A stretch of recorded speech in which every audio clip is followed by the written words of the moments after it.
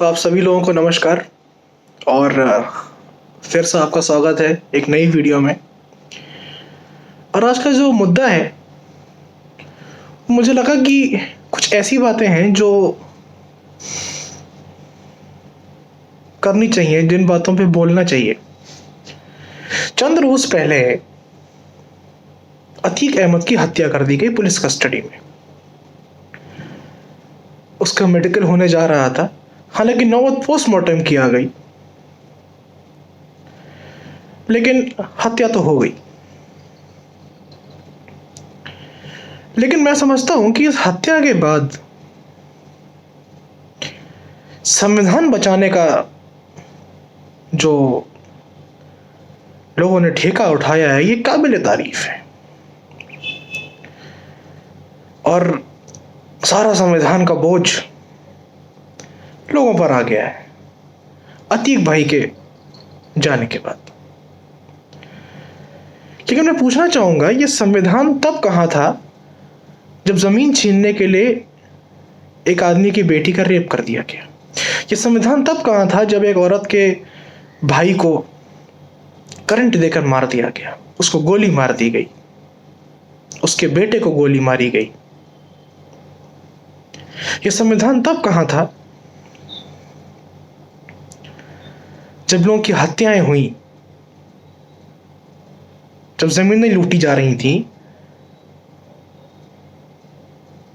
जब खौफ का नंगा नाच हो रहा था? तब ये संविधान कहां था? ये संविधान के ठेकेदार कहां थे? किस कानून की बात करते हैं आप?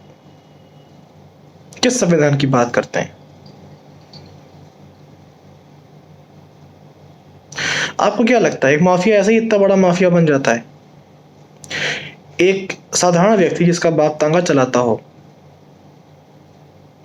क्या वो ऐसे ही उसने इतना बड़ा तंत्र खड़ा कर दिया, कई 100 करोड़ की संपत्ति खड़ी कर दी? मुझे लगता है कि यह सोचने का विषय है, विचार का विषय। बयानबाजी तो होती रहेंगी, लेकिन क्या आप, और इससे पहले मैं एक बात ये बोलूं कि जब आप ये कहते हैं कि पुलिस कस्टडी में एक व्यक्ति की हत्या हो गई, तो पुलिस कस्टडी में ही उमेश पाल की भी हत्या हो गई। सॉरी, कस्टडी नहीं बोलूंगा, पुलिस की सुरक्षा में। तो पुलिस सुरक्षा उमेश पाल को भी मिली हुई थी, और वहां तो सुरक्षाकर्मी को भी मौत के घाट उतार दिया गया। 2 सुरक्षाकर्मी थे, और मैं दावे के साथ बोल सकता हूं कि आप लोग उन सुरक्षाकर्मी का नाम भी नहीं जानते होंगे। क्या आप में से कोई उनके घर गया? किसी ने हाल चाल जाना? जो बेगुनाह इसमें मारा गया, उमेश पाल की क्या गलती थी? चलिए छोड़िए, उसके घर कोई गया? अरे झूठा ही चले जाते, दिखाने के लिए चले जाते।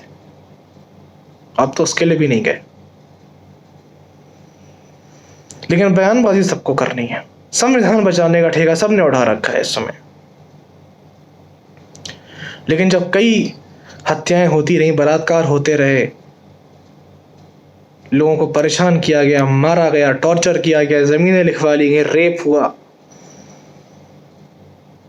तब तो ऐसा संविधान था ही नहीं, पुलिस थी ही नहीं।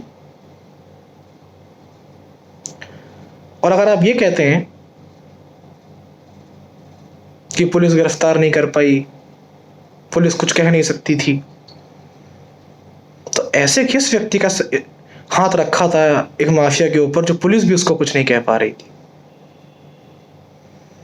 बिना सत्ता के संरक्षण के कोई व्यक्ति इतना बड़ा नहीं बन सकता।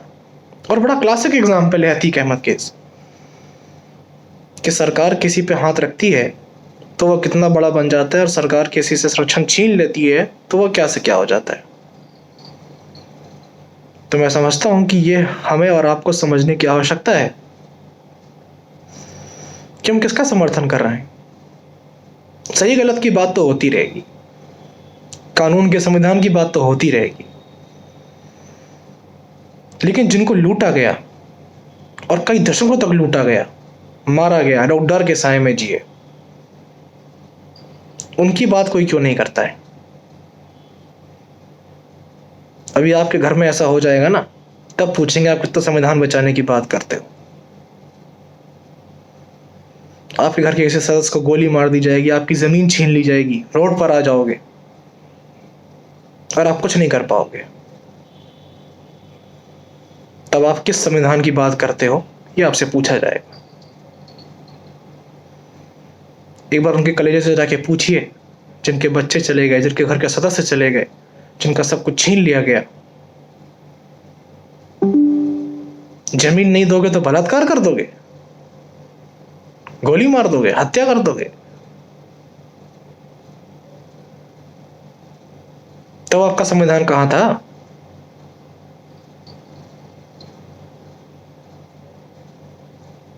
एक माफिया जब बनता है तो वो अकेले नहीं बनता है, पूरा तंत्र होता है और उससे अन्य बहुत लोगों को फायदा मिल रहा होता है। अगर फायदा नहीं मिलेगा तो वो इतना बड़ा माफिया बनेगा ही नहीं।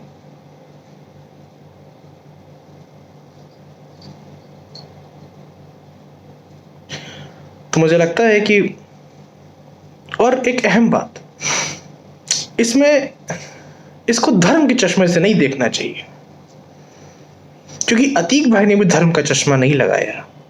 उन्होंने हर जाति, मजहब, धर्म के लोगों को बराबर लूटा, बराबर हत्याएं करी, अपनों और गैरों में कोई फर्क नहीं करा। गैरों को मारा तो अपनों को भी मारा। तो जब उन्होंने कोई पक्षपात नहीं किया तो हम आप कौन होते हैं?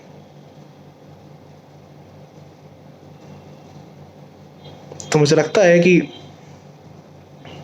यह विचार का विषय है और इस पे हमें और आपको सोचना पड़ेगा कि हम किस समाज की कल्पना करते हैं, जहां पे हम माफिया का, गुंडों का महिमा मंडन करेंगे, माल्यार्पण करेंगे, हम समर्थन करेंगे।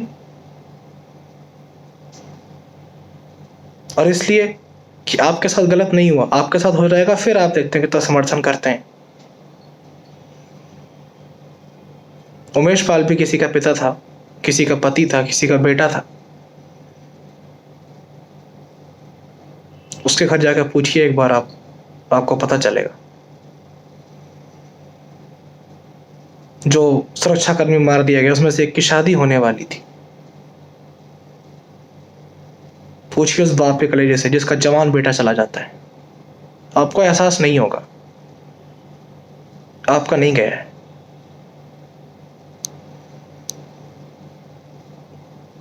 तो ये जो संविधान की और कानून की आप बात कर रहे हैं, ये नहीं करनी चाहिए।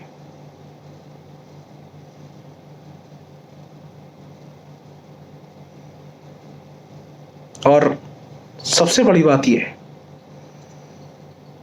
कि इतने लंबे अरसे तक यूं ही लूट हत्या होती रही, सरेआम हत्याएं हो रही हैं, रोड पर गोली मार रहे हैं और कोई गवाह नहीं मिल रहा है।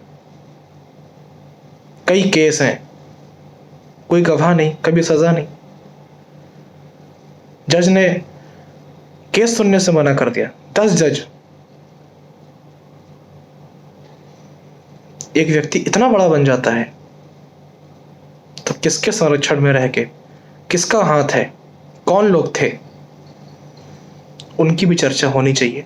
ये सिर्फ एक अतीक अहमद की बात नहीं है, ये उस पूरे तंत्र की बात है, उन सारे लोगों की बात है जो इसमें मिले हुए थे।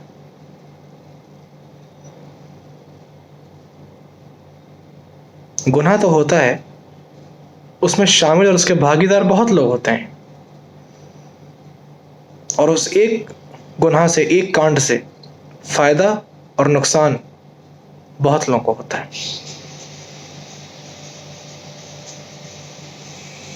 नमस्कार, धन्यवाद, मिलेंगे अगली वीडियो में।